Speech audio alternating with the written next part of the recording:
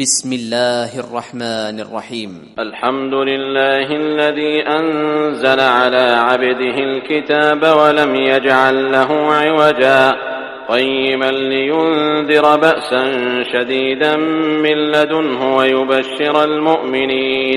ويبشر المؤمنين الذين يعملون الصالحات أن لهم أجرا حسنا ماكثين فيه أبدا وينذر الذين قالوا اتخذ الله ولدا ما لهم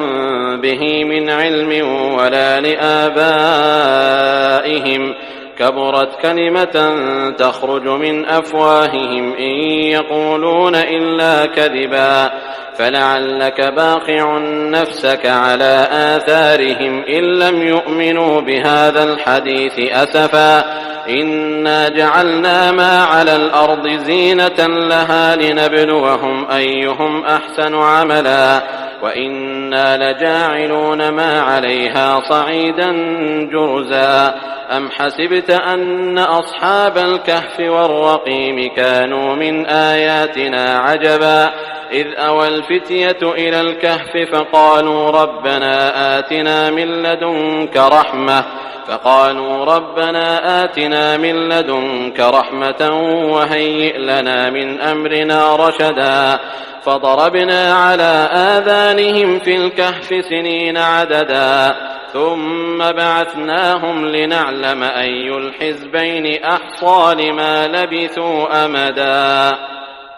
نحن نقص عليك نبأهم بالحق إنهم فتية آمنوا بربهم وزدناهم هدى وربطنا على قلوبهم إذ قاموا فقالوا ربنا رب السماوات والأرض لن ندعو من دونه إلها لقد قلنا إذا شططا هؤلاء قومنا اتخذوا من دونه آلهة لولا يأتون عليهم بسلطان بين فمن أظلم ممن افترى على الله كذبا وإذ اعتزلتموهم وما يعبدون إلا الله فأووا إلى الكهف ينشر لكم ربكم من رحمته ويهيئ لكم من أمركم مرفقا وترى الشمس إذا طلعت تزاور عن كهفهم ذات اليمين وإذا غربت تقرضهم ذات الشمال وهم في فجوة منه ذلك من آيات الله من يهد الله فهو المهتد ومن يضلل فلن تجد له وليا مرشدا وتحسبهم أيقاظا وهم رقود ونقلبهم ذات اليمين وذات الشمال وكلبهم باسط ذراعيه بالوصيد لو اطلعت عليهم لوليت منهم فرارا ولملئت منهم رعبا وكذلك بعثناهم ليتساءلوا بينهم قال قائل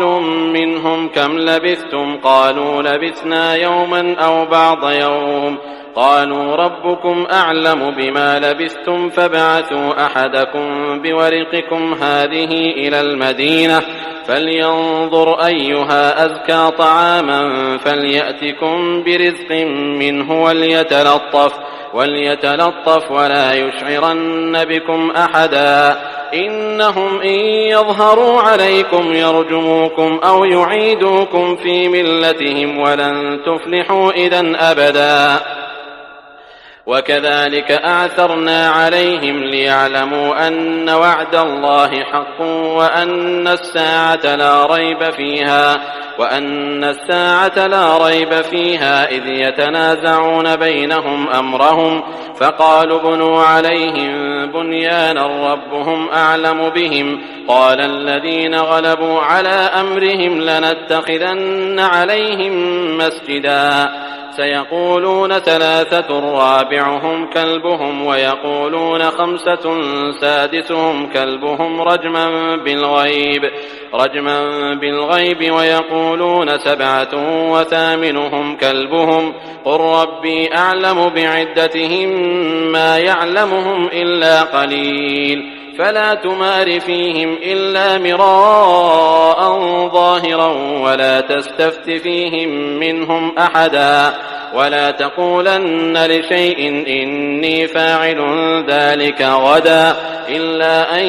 يشاء الله واذكر ربك إذا نسيت وقل عسى أن يهديني ربي لأقرب من هذا رشدا ولبثوا في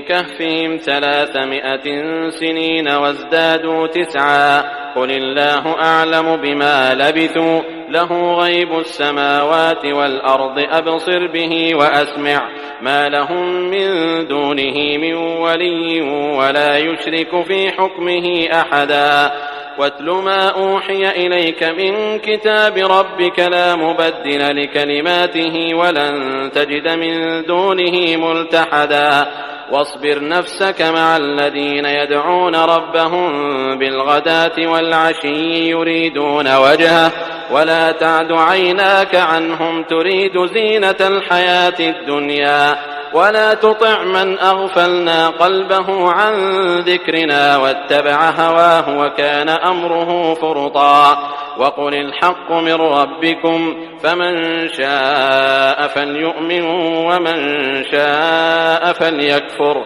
إنا أعتدنا للظالمين نارا أحاط بهم سرادقها وإن يستغيثوا يغاثوا بماء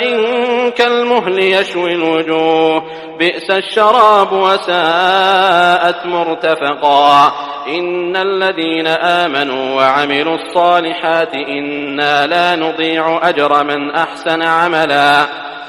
أولئك لهم جنات عدن تجري من تحتهم الأنهار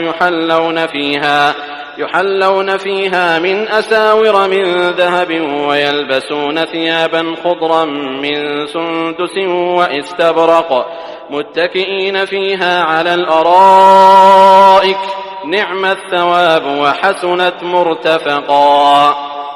واضرب لهم مثل الرجلين جعلنا لأحدهما جنتين من أعناب وحففناهما بنخل وجعلنا بينهما زرعا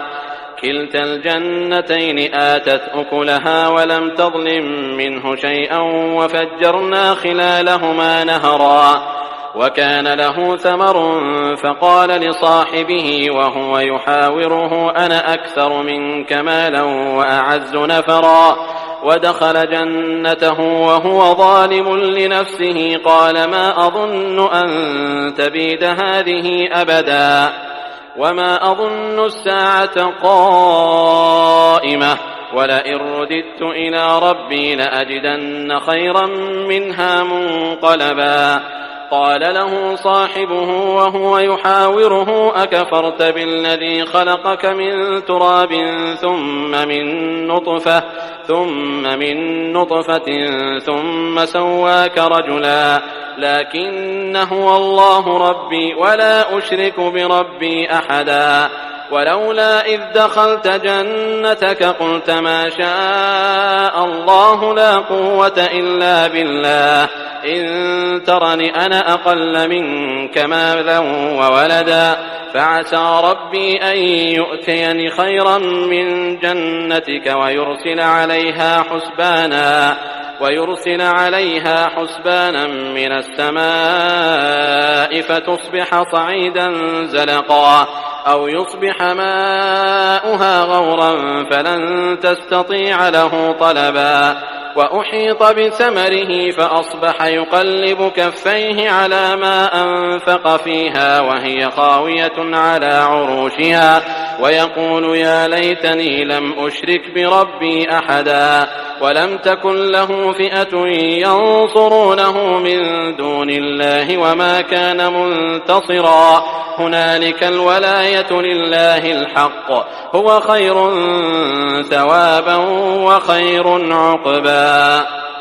واضرب لهم مثل الحياة الدنيا كماء إن أنزلناه من السماء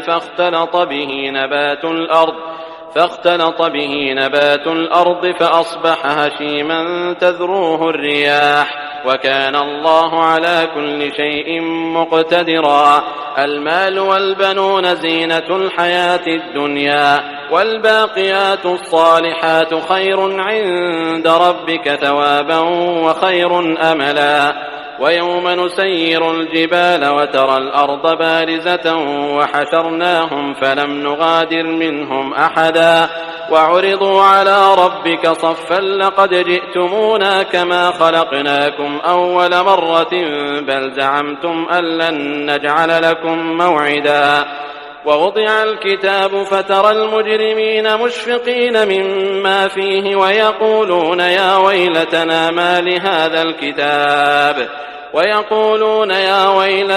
ما لهذا الكتاب لا يغادر صغيرة ولا كبيرة إلا أحصاها ووجدوا ما عملوا حاضرا ولا يظلم ربك أحدا. وإذ قلنا للملائكة اسجدوا لآدم فسجدوا إلا إبليس كان من الجن ففسق عن أمر ربه أفتتخذونه وذريته أولياء من دوني وهم لكم عدو بئس للظالمين بدلا. ما أشهدتم خلق السماوات والأرض ولا خلق أنفسهم وما كنت متخذ المضلين عضدا. ويوم يقول نادوا شركائي الذين زعمتم فدعوهم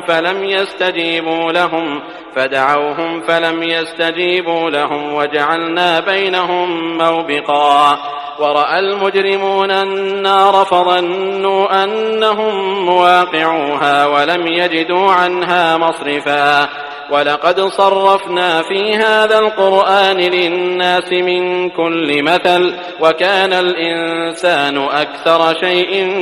جدلا.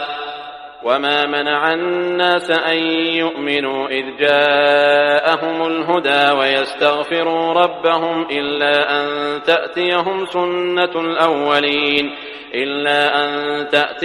سنة الأولين أو يأتيهم العذاب قبلا. وما نرسل المرسلين إلا مبشرين ومنذرين ويجادل الذين كفروا بالباطل ليدحضوا به الحق واتخذوا آياتي وما أنذروا هزوا.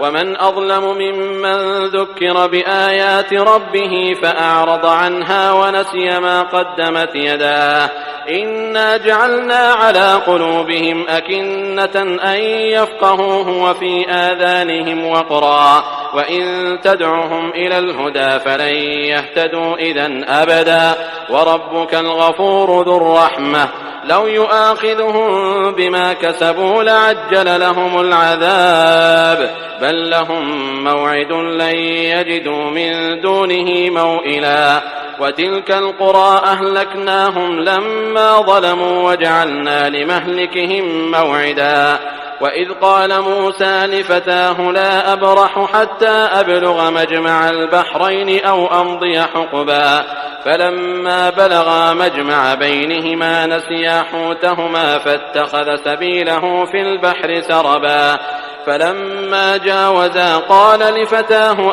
آتنا غداءنا لقد لقينا من سفرنا هذا نصبا. قال أرأيت إذ أوينا إلى الصخرة فإني نسيت الحوت وما أنسانيه إلا الشيطان أن أذكره واتخذ سبيله في البحر عجبا. قال ذلك ما كنا نبغ فارتدا على آثارهما قصصا فوجدا عبدا من عبادنا آتيناه رحمة من عندنا وعلمناه من لدنا علما. قال له موسى هل أتبعك على أن تعلمني مما علمت رشدا قال إنك لن تستطيع معي صبرا وكيف تصبر على ما لم تحط به خبرا. قال ستجدني إن شاء الله صابرا ولا أعصي لك أمرا. قال فإن اتبعتني فلا تسألني عن شيء حتى أحدث لك منه ذكرا. فانطلقا حتى إذا ركبا في السفينة خرقها قال أخرقتها لتغرق أهلها لقد جئت شيئا إمرا قال ألم أقل إنك لن تستطيع معي صبرا قال لا تؤاخذني بما نسيت ولا ترهقني من أمري عسرا فانطلقا حتى إذا لقيا غلاما فقتله قال أقتلت نفسا زكية بغير نفس لقد جئت شيئا نكرا قال ألم أقل لك إنك لن تستطيع معي صبرا قال إن سألتك عن شيء بعدها فلا تصاحبني قد بلغت من لدني عذرا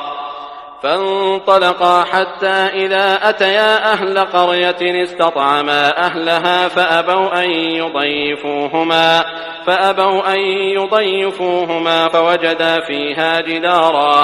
فوجدا فيها جدارا يريد أن ينقض فأقامه قال لو شئت لاتخذت عليه أجرا قال هذا فراق بيني وبينك سأنبئك بتأويل ما لم تستطع عليه صبرا أما السفينة فكانت لمساكين يعملون في البحر فأردت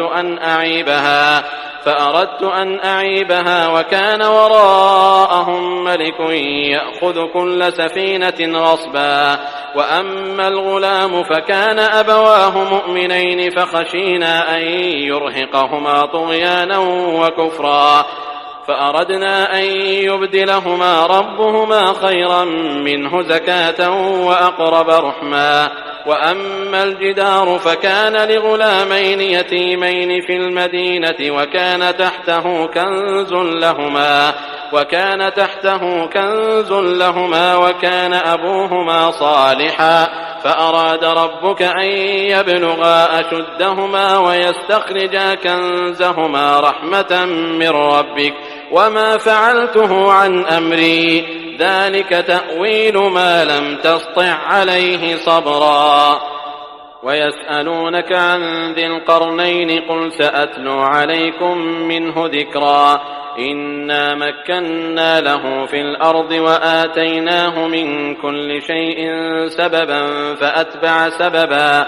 حتى إذا بلغ مغرب الشمس وجدها تغرب في عين حمئة ووجد عندها قوما قلنا يا ذا القرنين إما أن تعذب وإما أن تتخذ فيهم حسنا قال أما من ظلم فسوف نعذبه ثم يرد إلى ربه فيعذبه عذابا نكرا وأما من آمن وعمل صالحا فله جزاء الحسنى وسنقول له من أمرنا يسرا ثم أتبع سببا حتى إذا بلغ مطلع الشمس وجدها تطلع على قوم لم نجعل لهم من دونها سترا كذلك وقد أحطنا بما لديه خبرا ثم أتبع سببا حتى إذا بلغ بين السدين وجد من دونهما قوما لا يكادون يفقهون قولا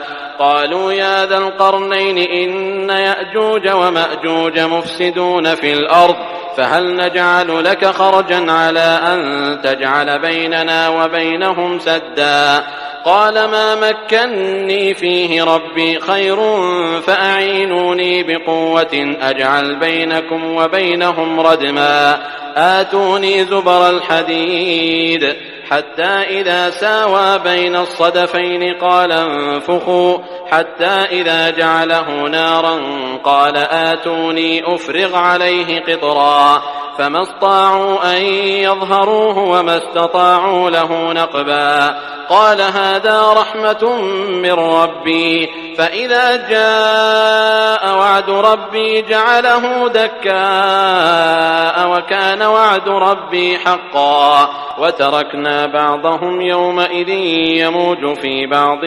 ونفخ في الصور فجمعناهم جمعا وعرضنا جهنم يومئذ للكافرين عرضا الذين كانت أعينهم في غطاء عن ذكري وكانوا لا يستطيعون سمعا أفحسب الذين كفروا أن يتخذوا عبادي من دوني أولياء إنا أعتدنا جهنم للكافرين نزلا قل هل ننبئكم بالأخسرين أعمالا الذين ضل سعيهم في الحياة الدنيا وهم يحسبون أنهم يحسنون صنعا أولئك الذين كفروا بآيات ربهم ولقائه فحبطت أعمالهم فلا نقيم لهم يوم القيامة وزنا ذلك جزاؤهم جهنم بما كفروا واتخذوا آياتي ورسلي هزوا إن الذين آمنوا وعملوا الصالحات كانت لهم جنات الفردوس نزلا خالدين فيها لا يبغون عنها حولا قل لو كان البحر مدادا لكلمات ربي لنفد البحر قبل أن تنفد كلمات ربي ولو جئنا بمثله مددا قل إنما أنا بشر مثلكم يوحى إلي أنما إلهكم إله واحد فمن كان يرجو لقاء ربه فليعمل عملا صالحا ولا يشرك بعبادة ربه أحدا.